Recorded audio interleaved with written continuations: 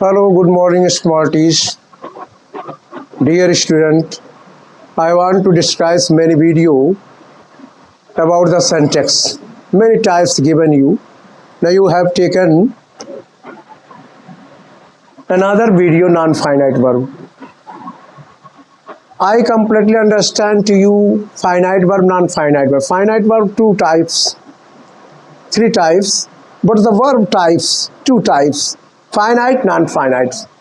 Finite verb, it is called of main verb, use of tenses, where is found of subject plus main verb plus object.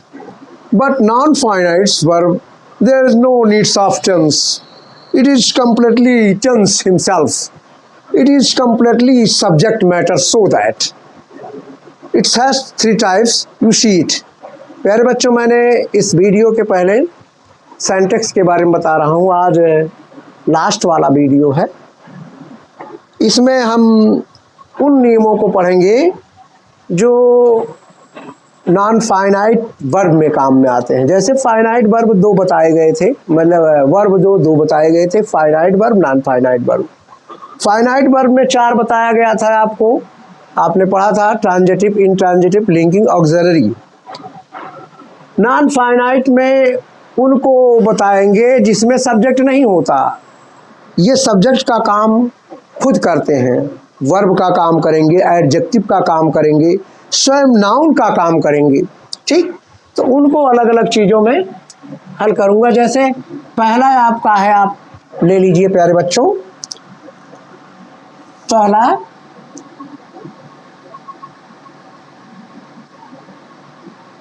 Infinitive, दूसरा जीरेंड, तीसरा participle. अब जैसे infinitive है two plus verb, जैसे एक brief list point बता रहा हूँ, यह है वी प्लस ING। इसके तीन है पार्टिसिपल में, एक प्रेजेंट, पार्टिसिपल, एक पास्ट,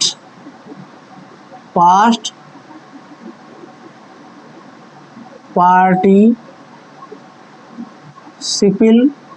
एक परफेक्ट, पार्टिसिपल। प्यारे बच्चों, सबसे पहले हम इन्फिनिटिव से करेंगे, है ना। इन्फिनिटिव क्या है, यहाँ लिखेंगे infinitive, TI, infinitive non participle.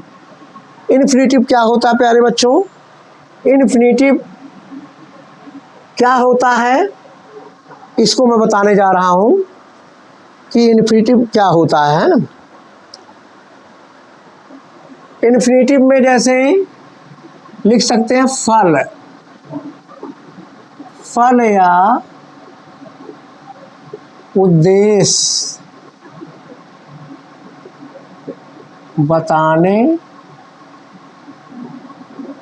के लिए, फल या उद्देश्य बताने के लिए इसका प्रयोग किया जाता है। वाक्य का अर्थ निकालने पर नानी ने शब्द आता है। वाक्य का अर्थ निकालने पर नानी ने शब्द का प्रयोग करते हैं।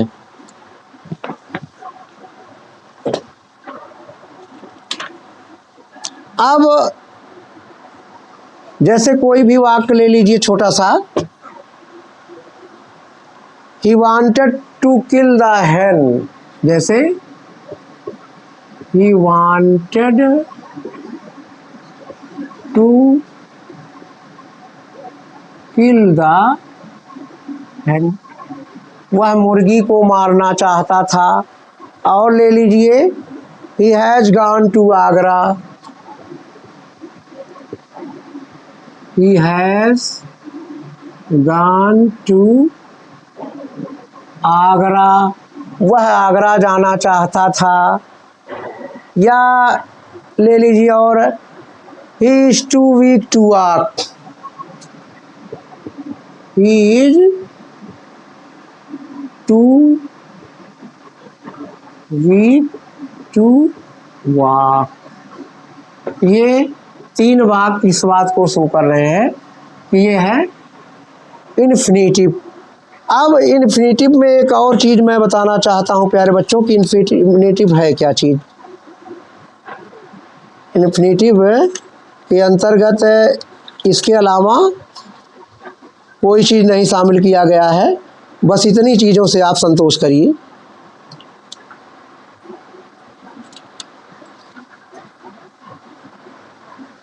है ना, इन्फिनिटिव। और आई वांट टू गो एक और ले लेते हैं, आई वांट टू गो। ठीक, इन्फिनिटिव समझ में आ गया। फल या उद्देश्य बताने वाली क्रिया में इन्फिनिटिव का प्रयोग करते हैं। वाक्य का जब अर्थ निकालेंगे तो नानी नहीं आता है। ये स्पीकिंग कोर्स में भी काम आता है प्यारे बच्चों। जैसे मुझे जाना है, आई हैव टू गो, मुझे पढ़ना, आई हैव टू टीच, मुझे लिखना, आई हैव टू राइट। उसी तरह से इसका प्रयोग करेंगे। जब मैं स्पीकिंग पढ़ाऊंगा तो ये सारी चीज़ें, ये बेस है, इस पर ध्यान देना बहुत ज़रूरी है। अगर ये नहीं ध्यान देंगे तो आपके जो वाक्य हैं वो नहीं बन पाएंगे। अगला इसी की कड़ी में आप ले लीजिए प्यारे बच्चों, इन्फिनिटिव के अलावा अगला चीज़ है पार्टिसिपल। ले लीजिए, क्या है पार्टिसिपल। अभी थोड़ा अर्थ जान लीजिए, है ना। पार्टिसिपल होता क्या है? पार्टिसिपल जानना चाहिए, बहुत ही इम्पोर्टेंट है। ऐसे वर्ब जो वर्ब और एडजेक्टिव का दोनों का, ऐसे वर्ब जो एडजेक्टिव तथा वर्ब, एडजेक्टिव तथा वर्ब दोनों चीजें हैं। ऐसे वर्ब जो एडजेक्टिव तथा वर्ब का काम करे उसे हम पार्टिसिपल कहते हैं। अब पार्टिसिपल जैसे अर्थ निकालेंगे, जब वाक्य को हम अर्थ निकालेंगे तो वाक्य को अर्थ निकालने पर क्या करके हुआ, करके हुए, है ना,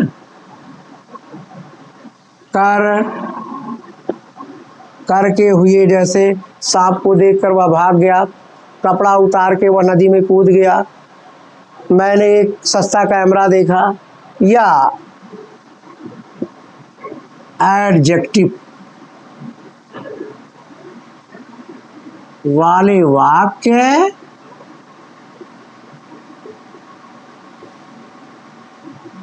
शामिल हैं।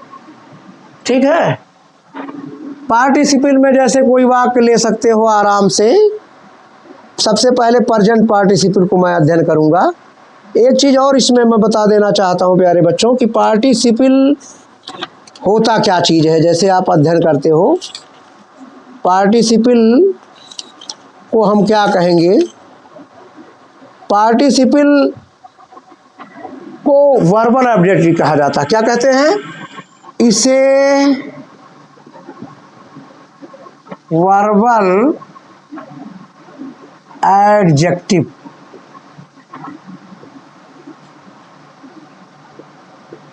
कहा जाता है। हो गया। जैसे वर्बल, जैसे प्रेजेंट ले लीजिए, जैसे प्रेजेंट पार्टिसिपल ले लीजिए। जैसे एक इलस्ट्रेशन लिख लो छोटा सा, रीचिंग होम,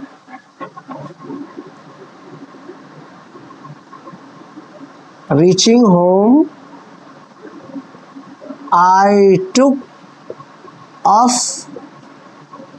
my क्लॉथ। ठीक, घर पहुंचकर मैंने कपड़े उतारे, सांप को देखकर मैं भाग गया, मैं यह काम करके सो गया, तमाम चीज। इसमें दो वाक्य दिए रहेंगे और दोनों वाक्य एक दूसरे पर डिपेंड रहेगा। जो ये प्रेजेंट पार्टिसिपल हम करेंगे, क्या प्यारे बच्चों करें, PRESEN प्रेजेंट पार्टिसिपल जब हम करेंगे इसमें दो वाक्य का वर्णन रहेगा। अब पास्ट में ले लीजिए, पास्ट पार्टिसिपल। पास्ट पार्टिसिपल में मैंने देखा, मैंने एक लड़का देखा, है ना, लड़का अंधा था, I saw a blind boy. मैंने एक अलमारी देखी, अलमारी साफ थी। मैंने एक अध्यापक देखा, अध्यापक पढ़ने में तेज थे। मैंने एक घर देखा, घर सुंदर था। तो जब कोई वाक्य दिया रहे और उस वाक्य की विशेषता दूसरे वाक्यों में दिया जाए तो वो पास्ट पार्टिसिपल होता है। इसमें एडजेक्टिव का इस्तेमाल करके हम करते हैं। जैसे अगर कोई वाक्य ले लेते हो, आपने कोई वाक्य ले लीजिए, I found my lost pen. I found my lost pen. प्यारे बच्चों, लाइफ में there is a true friend in our life, another not. A girl only enjoy you and attractive. It means attractive, but it cannot completely satisfy your life. एक जो बाहरी आवरण है उसको देखकर तो आकर्षण बन सकता है, लेकिन उसको आप शांति नहीं मिलती। ये person who scattered many directions is called of uncultured mind, but the person only one target is civil dress man. एक आदमी जो कई शाखाओं में डेवलप होता है वो सभ्य माइंड कहलाता है। हमेशा एक तह पर काम करने वाला ही इतिहास रचता है। प्यारे बच्चों, ध्यान से देखते रहिए, ये मुझे लगता है समझ में आ गया। और अगला है परफेक्ट पार्टिसिपल का मतलब, इसमें दोनों काम समाप्त हो जाएंगे, है ना, दोनों काम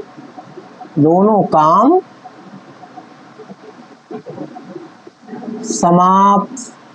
इसमें एडजेक्टिव का और इसमें टू वर्क हो गया। एक इलस्ट्रेशन मैं इसमें भी बता दे रहा हूँ, पास्ट जैसे द सन हैविंग राइज, इसमें एक काम दूसरे पर डिपेंड रहेगा, लेकिन having been finished by his teacher, having been finished by a teacher, काम समाप्त करके। हैविंग बीन फिनिश नहीं, यहाँ एक है punished by his teacher he felt sorrow, punished, sorry,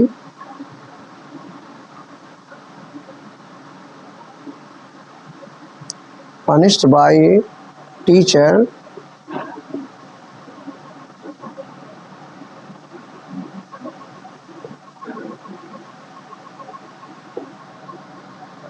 इसमें हैविंग रहेगा प्लस एमबी की थर्ड फॉर्म रहेगी प्लस अनदर सेंटेंस। तो परफेक्ट पार्टिसिपल में दो काम समाप्त हो जाएंगे और हैविंग बीन या हैविंग से इसका प्रयोग किया जाएगा। प्यारे बच्चों, मुझे लग रहा है ये नियम आपको समझ में आ गया है। अब इसको मैं डिलीट कर रहा हूँ, मिटाना चाहता हूँ। आप इसको नोट डाउन कर लीजिए, है ना, नोट डाउन कर लो प्यारे बच्चों। मुझे लग रहा है कि आपको समझ में आ रहा है, आप कोई दिक्कत नहीं होगी, पूरा नियम मैं समझा दूंगा बेटा। ठीक है, मिटा लिया। देखिए, इतिहास रचना ये बहुत बड़ी चीज है। पूरी जीवन हम कई नावों पर चढ़ते रहते हैं, इसलिए हमें कोई एक नाव नहीं मिलती। हम छोटे छोटे पत्थरों के चक्कर में रहकर बड़े पत्थर को खो देते हैं। छंद लाभ के लिए हम झूठ बोलते हैं, तमाम तरह के पाप करते हैं। पहले जीवन बना लो, फिर बाकी चीजें होती रहेंगी। अगर जीवन ने आपको धोखा दिया, जब ये आपका शरीर आपका साथ नहीं दे, दूसरे लोग कैसे देंगे? तो जाहिर सी बात है, अपनी लाइफ पर फोकस करिए। अगला है जीरंड, है ना? क्या है प्यारे बच्चों? जीरंड। जैसे जीरंड मैं बता रहा हूं कि कोई भी चीज रहेगा, वो जीरंड की भी वही चीज है बेटा। जीरंड के बारे में भी सारी सूचनाएं वही है। इसे हम कहते क्या हैं? जीरंड को हम क्या कहते हैं? इसे वर्बल नाउन कहते, इसे वर्बल नाउन कहते हैं।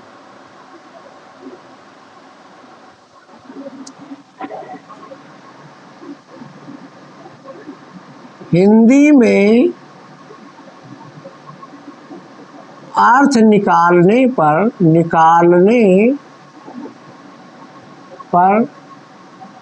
नानी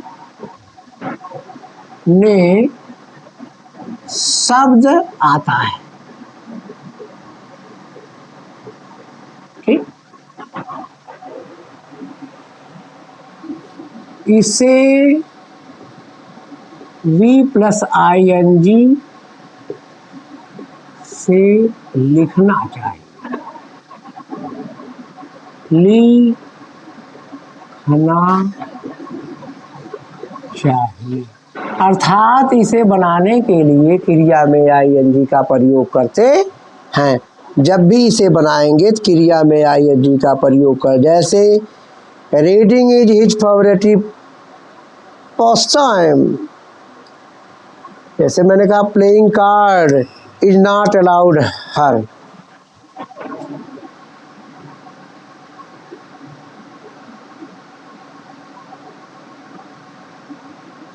playing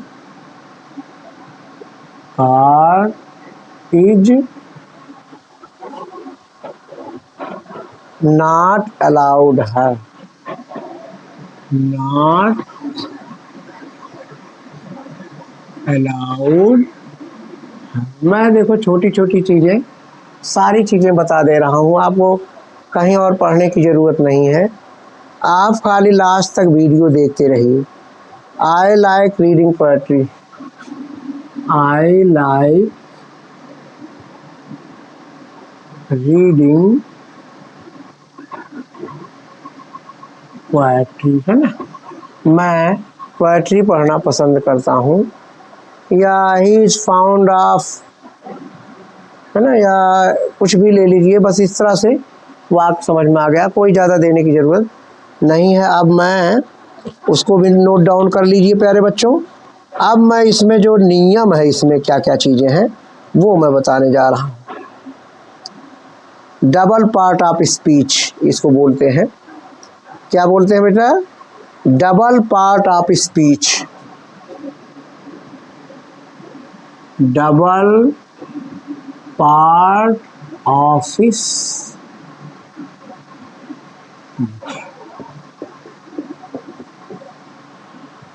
double part of speech, है ना? Double parts of speech. देखो अब जो करने जा रहे हो आप, यहाँ ऐसे लगाना चाहिए था, मैंने इसलिए लिखा।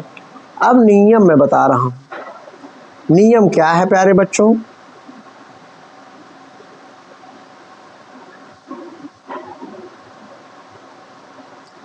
जैसे कुछ क्रियाएं, कुछ सहायक क्रियाएं हैं। जैसे पहला नियम क्या है?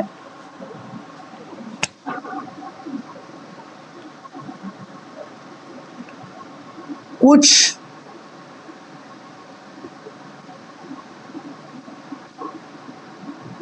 सहायक क्रियाएं।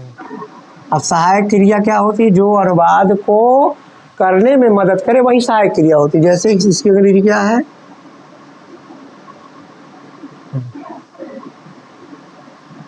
ऑक्सिलरी। अब सहायक क्रिया में क्या क्या ले सकते हैं आप जानते हो भली बात। शैल, शैल, विल, शुड,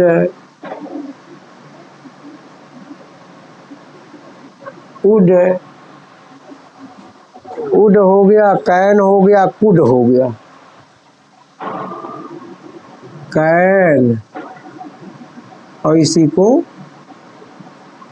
कुड और मस्ट में टू नहीं लगाना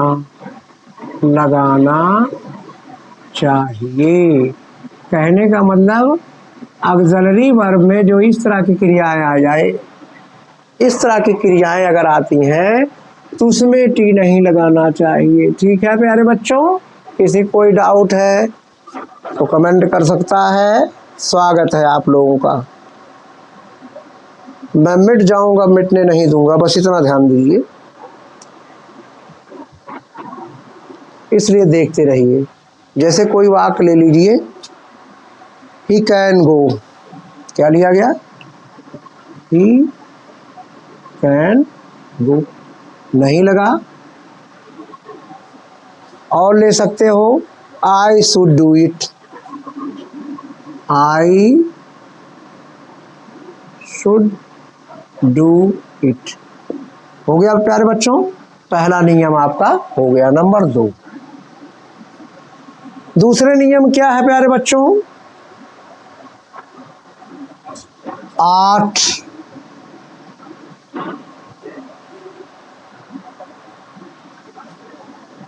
8 तथा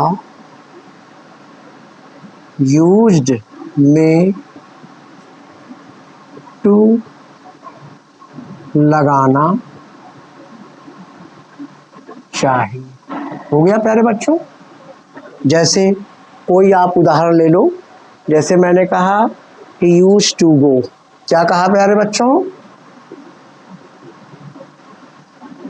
used to go, he used to go। Light चली गई, आ जाएगी, घबराइए मत, धैर्य रखिए।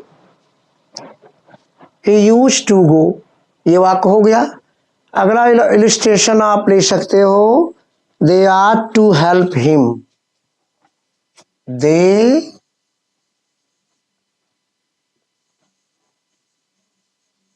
ought to help him। हो गया। इस नियम के बाद अगला नियम फिर आ गया प्यारे बच्चों, कुछ चीजें हैं जैसे हैड बटर। तीसरा नियम,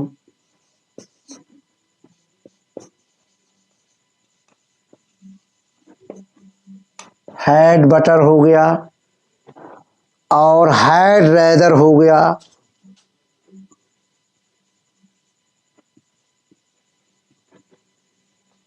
हैड रैदर हो गया, would rather, rather than, would rather, would rather, would rather और sooner than, would rather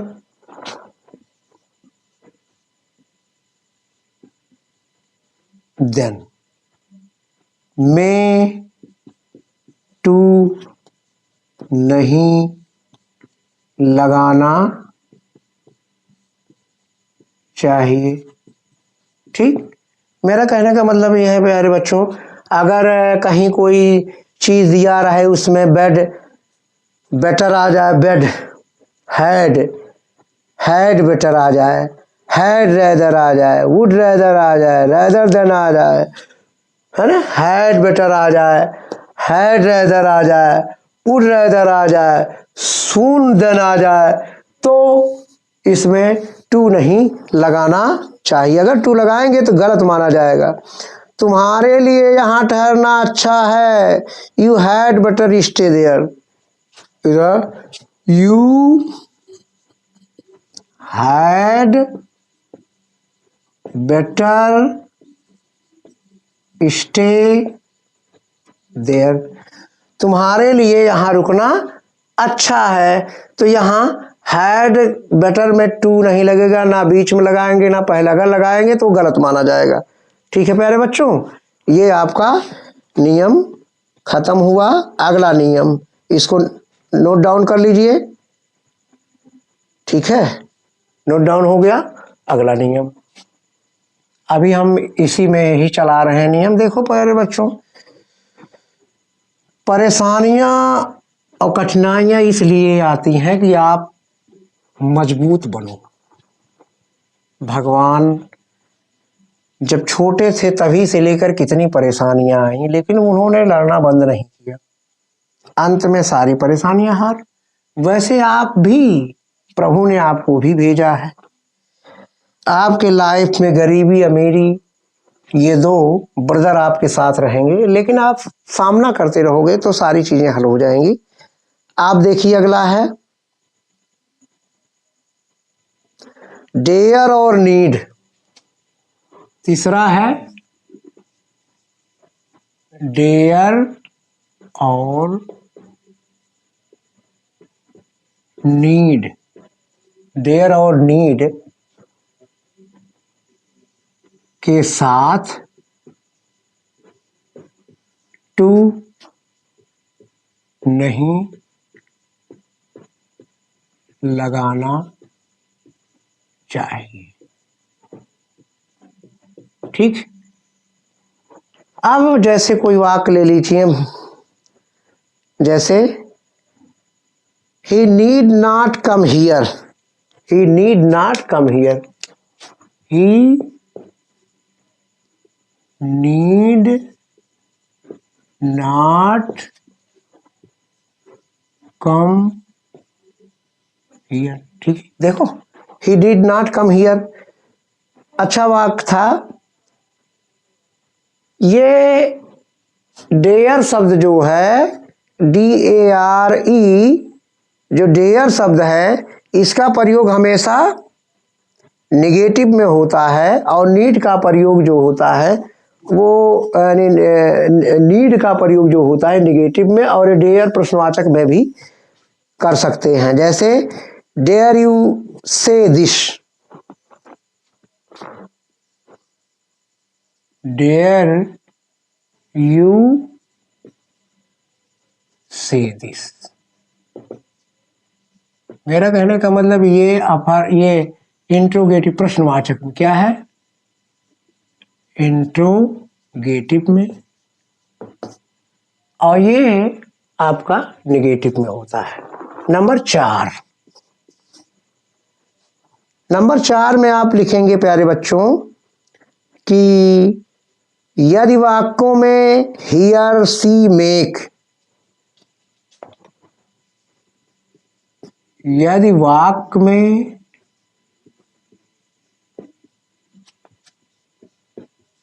here C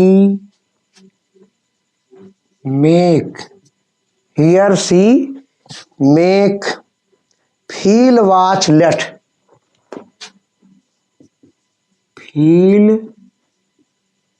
watch let, feel watch let, bid behold, bid behold के साथ टू नहीं लगाना चाहिए। ठीक है प्यारे बच्चों, बहुत ही गोल्डन रूल है। जैसे आप I heard him cry, I heard him cry. अब I hear to him cry गलत है। I bade him go, I bade him go, I bade him go. इसमें भी ध्यान रखेंगे, टू नहीं लगाएंगे। नंबर 5वां, बहुत कठिन नहीं है, बशर्ते आपको ये छोटी छोटी बातें जो परीक्षा में आ जाती हैं तो आप नहीं कर पाते हो, बस इतना ध्यान देना है, ठीक है ना। अगला नियम है नो के पश्चात हाउ तथा इन्फिनिटिव का प्रयोग करो। नो के पश्चात हाउ, जैसे KNOW, नो के पश्चात हाउ तथा इन्फिनिटिव टू का प्रयोग करो। जैसे कोई वाक्य ले लीजिए प्यारे बच्चों, तभी समझ में आए। I do not know how to swim, I do not no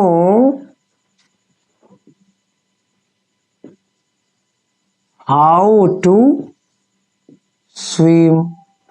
मेरा कहने का मोटो ये था, पर्पज ये है प्यारे बच्चों, I do not know how to swim. अगर हाउ टू नहीं लगा है ना वाक्य में, तो वो गलत माना जाता है। नो टू के साथ अगर नो टू है, हाउ नहीं लगा है, तो वो गलत माना जाएगा। ठीक है प्यारे बच्चों। नंबर 6, हाँ